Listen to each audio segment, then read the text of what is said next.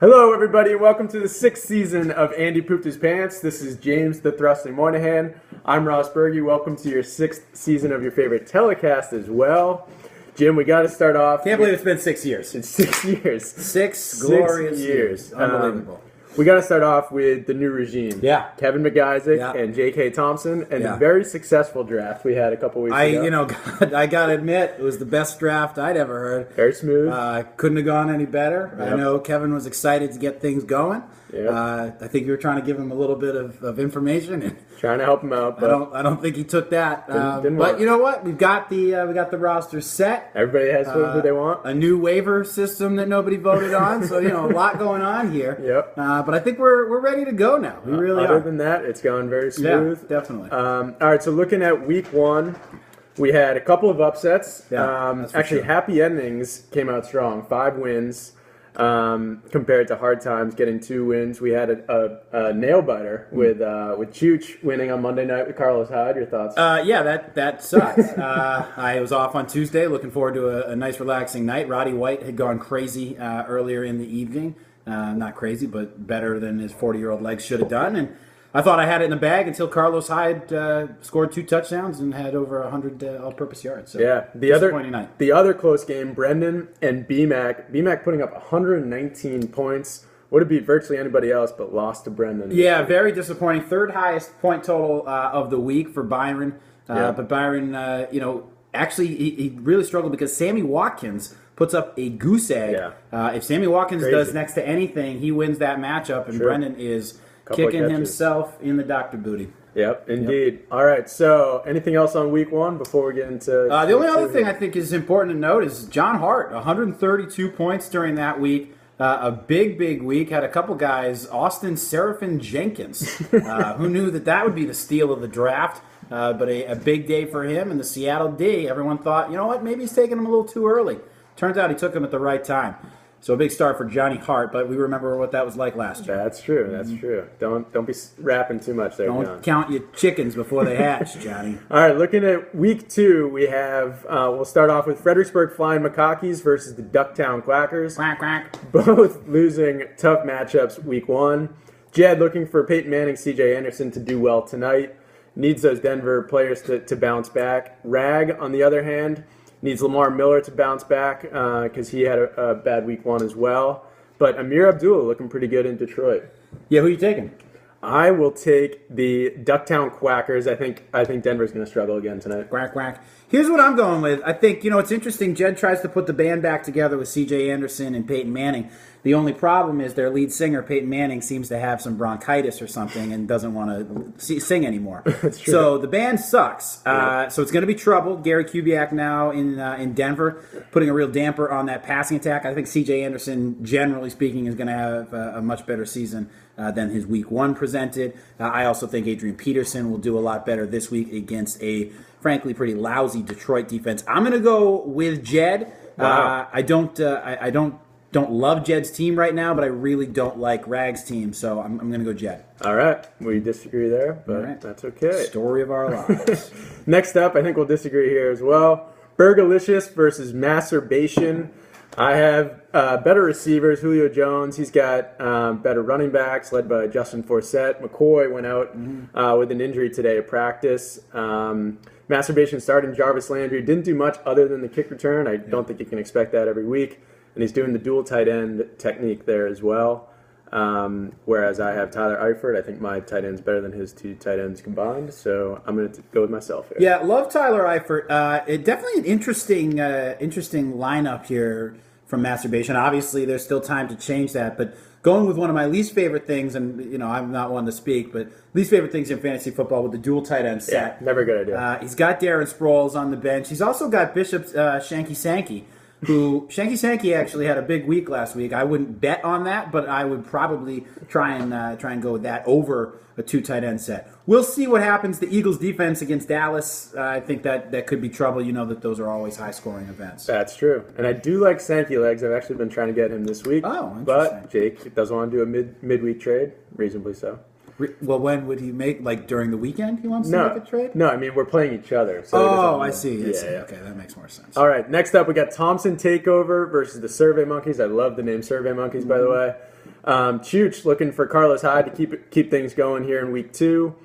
Trey Mason has been put into his lineup. Looks like he might start this week with Benny Cunningham sitting, as well as the other guy there, Todd Gurley, not starting. Mm-hmm. So Chooch is going to look for those guys to do well, and obviously Thompson Takeover has the great running backs, Eddie Lacy, Jeremy Hill going for him.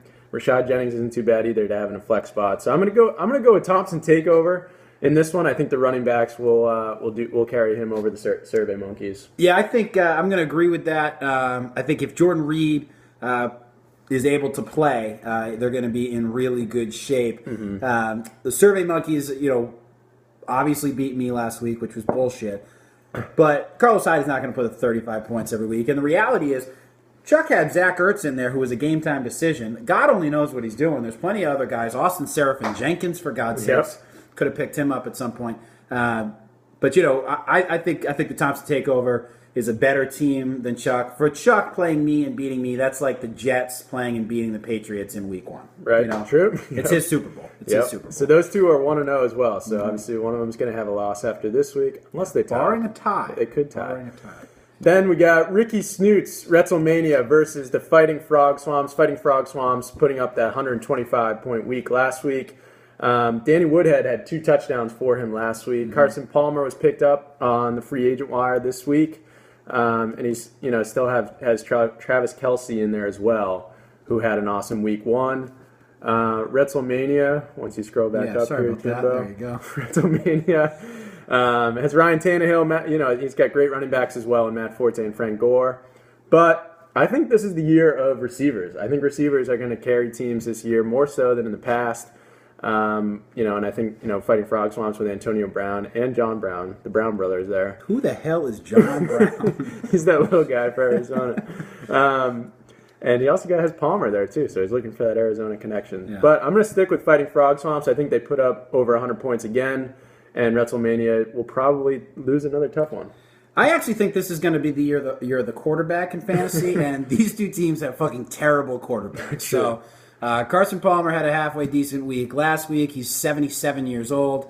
Brendan should be checking him for a prostate exam as opposed to starting him in his fantasy football. Ryan Tannehill, I don't know what is wrong with the world that they still think Ryan Tannehill is a decent quarterback. Snoots, by the way, he parked his car out front of my house. You did get a ticket, so congratulations on that. Sitting Jeremy Maclin, which I find interesting to start there. Yeah. And then picking up Moncrief, not having him in the starting lineup quite yet. So a couple of interesting guys there, and going with Larry Fitzgerald as we stand right now over him. I'm going to go with the Fighting Frog Swamps. I think Danny Woodhead is a great flex play. I do not love him as your number 2 running back. Once Ellington comes back, I think that's a better suit. And Moncrief, by the way, I'm sure JK and Reg will talk about this for 45 minutes, but Moncrief picked up for $70 when T.Y. Hilton's still day-to-day. Yeah, big money. They have other receivers there. So and CJ OK was actually picked up a week before because I knew Andre Ellington would get hurt. Yep, that was great foresight. Thank you very much. All right, and then we got Bad Blue Boys versus Kindergarten Cop. Bad Blue Boys started out with a win. Kindergarten Cop with a tough loss. Bad Blue Boys, Darren McFadden, Demaryius Thomas. I don't love Bad Blue Boys this year. I don't think they have a great team. Okay. Kindergarten Cop, I don't love his team either, to be honest. He has great running backs, Marshawn Lynch and Alfred Morris, but don't love his receivers. I don't think Beckham's going to do quite as well as he did last year. So I think this is going to be a low-scoring game. I think they're both 90 points or so. They could tie. That's always a possibility with these two teams. But I'm going to go with Kindergarten Cop. I'll say that he wins 90.5 to 90. Wow, 90.5 to 90. Yeah, I think this is another interesting one. I agree. I think it could be very low-scoring, although Drew Brees going to Tampa Bay, he could put up 50 points by himself, and Tony Romo, always in Philadelphia, is a threat for some big points. Andy picks up the Ravens defense this week going up against Oakland. That's always an interesting one, as anybody playing Oakland is sure to get at least 15. So I think he could get some points out of some different spots. I love DeAndre Hopkins. Demaryius Thomas, I don't think is going to have the same year, especially against a pretty solid Kansas City defense. But the one thing that Al has going for him is a lot of guys that could just catch fire. So DeAndre could catch fire. Brandon Cooks could catch fire. He has Big Terrence play. Williams. Big play guys. Terrence Williams Yep. in his bench, which I think is interesting. But very weak at the running back spot compared to Andy. Backups: Ryan Matthews and Darren McFadden as his starting running backs. Yeah. I'm gonna go with Dandy Andy in this one. I think Odell and the running back duo is a little bit too much, and I do love that Ravens pickup.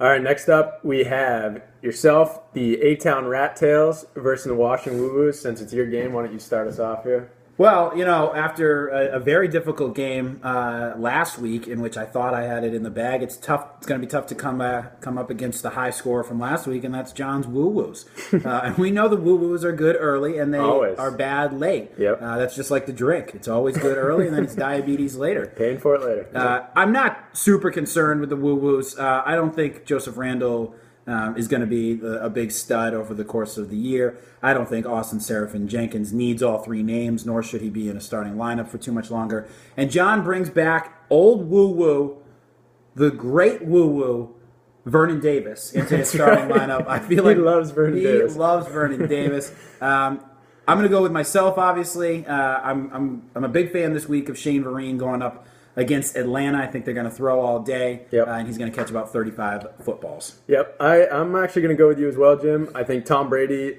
has it out for Rex Ryan. Absolutely. So I think he does well against Buffalo. And watching that Seattle game last week, they kept going to Jimmy Graham. So I think he's going to be one of the prime targets there. Randall Cobb obviously doing well. Had a great game last week. Doug Martin too got a lot of carries last week. Some weren't sure how many carries he'd get. He was really the bell cow in that offense. So I'm going to go with your team. I think Aaron Rodgers has a decent game. Joseph Randle, obviously with the best line in the NFL, will always have a decent game. But I think the Rat Tails will win this one. Thank you. Thank you so much. You're welcome. Thank You're you so very much welcome. Your confidence. All right, and then we got the Colonoscopy Kings. So BMAC going up against the Grimsley Bears. Both teams lost last week. I think this will be a close game. BMAC sticking with Sammy Watkins. We already talked about him getting 0 points last week. Yeah. But Gronkowski having the ability to score 2 or 3 touchdowns a game can obviously win him a few matchups. And Grimsley Bears also with not that great running back position. Isaiah Crowell in the running back spot, running back 2 there.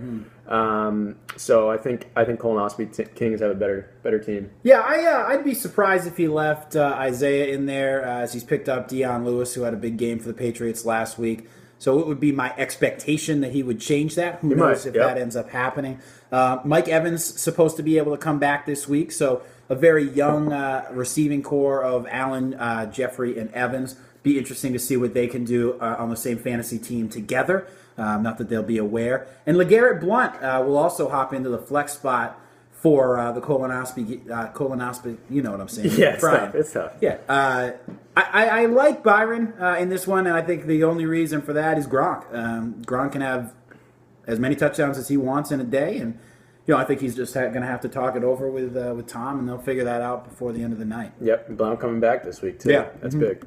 So that will do it for week 2. Anything else? Any other parting thoughts you have for the league? Do you have any predictions for the season champion? That cannot be yourself. Champion. Cannot be yourself. All right, let me just go to the standings here and just get a reminder of everybody.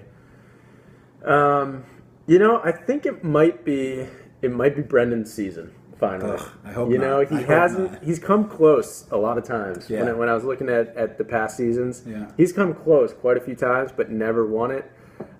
He starts out well this year, and he's got a pretty good team too. So I think as long as he makes some sound moves, in terms of free agents and trades, I think this could be Brendan's year. I don't disagree with that. I wonder at times, is he actually a doctor? Because I think that he spends so much time putting together the perfect fantasy lineup that I'm wondering, did he get fired from the doctor job? He might be doing it like on the operation table. Yeah, it could be. Up there. So I think that certainly is a possibility. For me, being honest with myself, I don't fucking know who's going to win. I have no pick idea. one. You have to pick one. You know what? I'm going with the woo woos. Okay. No, there's no chance. I actually, I'm going to go against that. Sorry, Johnny. Yeah, John was like so excited. I actually think Jed's team will pull it together. I think he's got a lot of pieces there with AP, CJ, and if they start to throw the ball a little bit with Peyton Manning, I think that's going to be very difficult. I tell you what, it felt great to beat Jed last week. He beat me by 1 game last year, so to start off with a win against Jed was huge. Yeah. But I do think he's always good. He's always in the top, 5 or 6 or so. So I agree. It could be between those two. We will see. So looking forward to another great season. Good luck, everybody. This was only 15 minutes, so later on, maybe next week, you'll get a 3.5 hour. Yeah, sometimes 4 hours. 4 hour podcast. Yeah. So enjoy. So that'll that. be fun. Enjoy. Later, guys. Oh, wait. Yep, okay. Ryan Adams just came out with a cover of Bad Blood by Taylor Swift. He's going to do Really? the entire 1989 album. Very excited. Really? Wow. That's awesome. Something to look forward to. All right, later, guys. Goodbye.